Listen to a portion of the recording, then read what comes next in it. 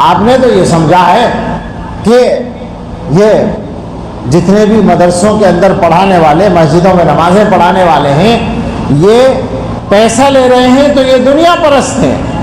بعض جاہل ایسی خطرناک باتیں اس زمانے میں کہہ رہے ہیں کہ واقعتاً ایمان کا خطرہ ہوتا ہے۔ مدرسوں میں پڑھانے کی تنخواہ لینا، امامت کی تنخواہ لینا جائز ہے یا نہیں؟ یہ بات جماعت میں جانے والا ان پڑھ آدمی طے نہیں کرے گا، یاد رکھیں اچھی طرح سے۔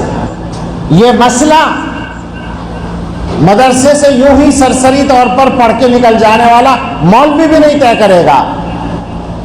یہ مسئلہ آج کا عام مفتی بھی طے نہیں کرے گا۔ یہ مسئلہ طے کر چکے ہیں امت کے وہ بڑے جو قرآن و حدیث کے سمندر کو کھنگالے ہوئے تھے، وہ طے کر کے گئے ہیں کہ جائز ہے لینا تنخواہ۔ تو ہم میں سے کس کو حق ہوتا ہے یہ کہنے کا کہ تنخواہ لینے کی اجازت نہیں ہے اور تنخواہ لینے والے دنیا پرست ہیں یا تنخواہ لینے والے حرام کار ہیں؟ ایسا کہنے والے اپنے ایمان کے بارے میں ڈریں، اس لیے کہ وہ کسی ایک آدمی کی توہین نہیں کر رہے ہیں، وہ دین کے نظام کو کمزور کرنے کی بات کر رہے ہیں۔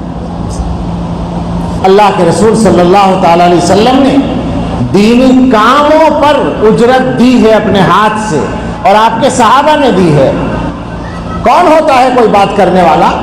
وہ چاہے دنیا میں کتنا ہی بڑا آدمی مانا جاتا ہو، کیا مطلب ہے کسی کو حق ہے اس بات کا؟ مگر عام آدمی کا تو حال یہی بنا ہوا ہے نا کہ کوئی اس زمانے میں کچھ بھی بک دے۔ اگر کوئی بڑے سے بڑا قابل آدمی ڈاکٹر کی جگہ اپنے آپ دوا بتانے لگے تو آپ کہیں گے کہ تم ڈاکٹر نہیں ہو، لیکن مسئلہ بتانے لگے تو بڑے سے بڑے جاہل کا مسئلہ بھی آپ ماننے کے لیے تیار ہو جاتے ہیں۔ کوئی بولنے والا ہونا چاہیے بس آپ کے سامنے۔ خطرناک بات ہے۔ میں یہی کہنا چاہتا ہوں، یہ بھی قرآن کی توہین ہے، یہ بھی دین کی توہین ہے۔ آپ نے سمجھا کیا ہے؟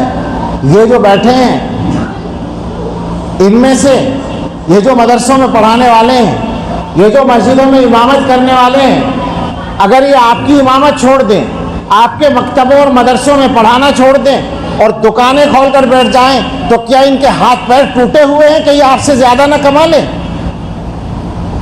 بتائیں مجھے یہ بات۔ آپ دکان پر بیٹھ کر اگر کما سکتے ہیں تو کیا؟